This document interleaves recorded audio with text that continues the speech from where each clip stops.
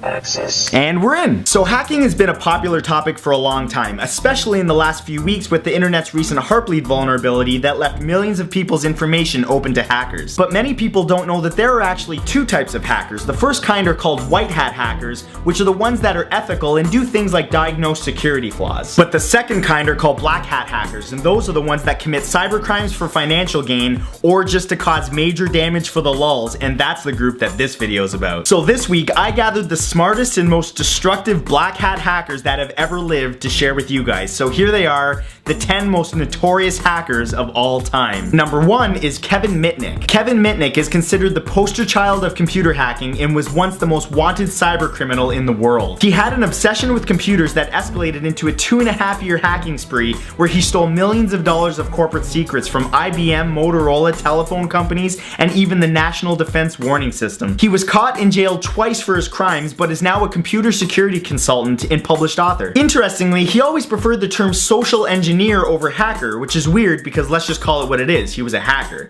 That's like calling a cannibal an intraspecies diner. Yeah, it doesn't work. Number 2 is Vladimir Levin. Vladimir Levin was a Russian hacker of genius proportions. In 1994, while working with a dial-up connection and a laptop from his St. Petersburg apartment, he accessed the accounts of several large corporate customers of Citibank, stealing $10.7 million.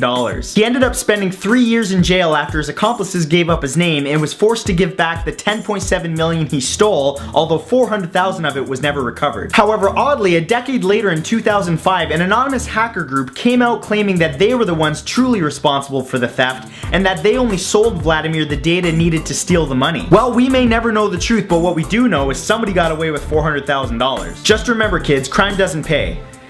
Unless you're a Russian hacker supervillain, in which case it apparently does. Number 3 is Matthew Bevin and Richard Price. In 1996, Matthew Bevin and Richard Price were only 21 and 17 respectively when they broke into military computers with a really nefarious intent. They not only hacked into US military computers, but officials thought they might have also hacked into North Korean systems as well. This was especially bad since there were very high tensions between the two countries at the time, and an intrusion from the US could have been considered an act of war. Now luckily, as it turns out, it was just South Korean data, but it just as easily could have been North. You know, unlike regular hackers that just steal money or create viruses, these douches have the unique distinction of saying that they almost started a war. Yeah, not exactly the type of thing you want to put on a resume. Number 4 is Michael Kals. Also known by his hacker alias Mafia Boy, Michael Kals was a Canadian from Quebec that was responsible for a series of high-profile cyber attacks in 2000. Project Revolta, as he called it, was a distributed denial of service attack that took down major websites like Yahoo, FIFA, Amazon, eBay, and CNN, among others. He was caught after bragging about the attacks in an IRC chat room for which he got 8 months in jail. Why such a short sentence? Because surprisingly, Michael was only in high school at the time. Also, because he probably said, sorry,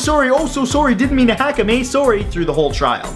He's Canadian, we're very apologetic people. Number 5 is Adrian Lamo. Adrian Lamo is best known for hacking into major corporations like Yahoo, Bank of America, Citigroup, the New York Times, and Microsoft, but it's the way that he did it that made him famous. He used public internet connections like those found at libraries and coffee shops to hack into these major sites. Because of that and his modest lifestyle, he was given the nickname of Homeless Hacker. In 2004, after being caught, he was given 6 months house arrest in order to pay $65,000 in restitution. Well, I guess if there's a silver lining to the story, it's that somebody actually used a library. I mean, who the hell uses libraries anymore? It's 2014. If you need to learn something, you just Google it. Number 6 is Jensen James Anchetta. Jensen James Anchetta was the first ever hacker to create a botnet, a group of hijacked computers that worked together for illegal means. In 2004, Anchetta spread a worm called the RX bot across the internet that gave him control of 500,000 computers, including US military computers. He used that network to wreak havoc on websites, shutting them down, and even accepted payments from clients to shut down specific websites. And that worked well for him until one of the clients ended up being an FBI sting operation. He was forced to give up his BMW and $58,000 that he earned from hacking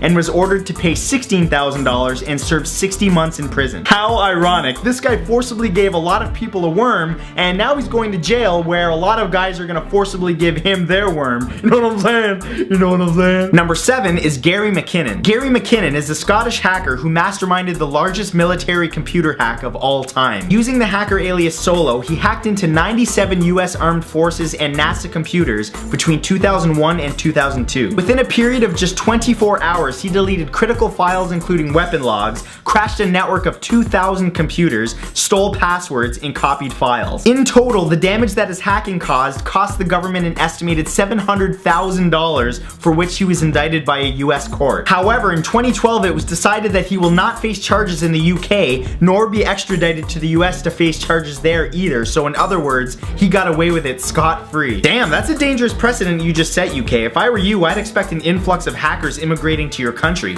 Better stock up on Mountain Dew and Hot Pockets. Number 8 is Owen Walker. Owen Walker, also known by his hacker alias 8kill, was only 17 when he led an international hacking group that caused over $26 million in damages. The homeschooled teenager was responsible for creating the Akbot virus, which spread to 1.3 million computers around the world, crashing them. But the surprising thing is that even though he was caught, despite all of the damage, he was released without being convicted. It was ruled that a conviction would do more harm to his future than do good. Today, Owen works for a telecommunications company in their security division. See, parents, you should homeschool your kids. They always turn out well adjusted. Number 9 is Astra. The hacker named Astra, whose real name was never revealed, was a 58-year-old Greek mathematician who was operative between 2002 and 2008. During that 5-year period, he stole weapons technology data and 3D modeling software from a company called the Dassault Group, which he sold for up to $361 million to buyers around the world. Dassault, being just a bit ticked off by the theft, went on a worldwide manhunt for Astra, which ended in tracking him down to an apartment in Athens, Greece. This is a really cool story, but I don't understand why they won't just say his name. I mean, who is this guy, Voldemort? Wizards be hacking and shit. It's messed up. And finally, number 10, Albert Gonzalez. Of all the hackers on this list, Albert Gonzalez may have pulled off the largest heist. Over a 2-year period, he stole a total of 175 million credit card numbers, selling them online. A massive yet undisclosed amount of money was stolen from his victims through identity theft, leaving them to battle to restore their credit ratings and get their money back. He was sentenced to 40 years in jail, and I say good, he deserves it. My credit card information was stolen once, and I was pissed. Not because they spent my money, but because I had to call Visa and explain to them that it wasn't me that spent $200 at a men's hair care website. It was an awkward conversation. Anyways, that's all for this video, guys. Keep in mind that this was not an exhaustive list. There were a lot more hackers out there that have done a lot more stuff. I just chose the ones that I felt were the most interesting cases. If you'd like to add me to Facebook and Twitter, the links to those will be in the description along with all my other social networking sites. And other than that, I will see you guys back here next Saturday with a brand new video. See you next week, turd nuggets.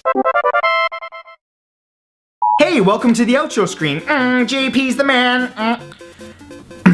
Sorry about that, it happens sometimes. Thanks for watching my new video. If you enjoyed it, please remember to click the big red subscribe button below to subscribe to my channel. I release a new video every Saturday. And while you're at it, maybe click the like button and share this on Facebook, Twitter, whatever you want. It's all appreciated. And if you didn't understand any of the references that I made in this video, such as the turd nugget thing, I highly recommend you watch the movie Grandma's Boy. You'll understand after you watch it. Just JP is the man. That's all I can say. So have a great weekend, and I will see you next week. Peace.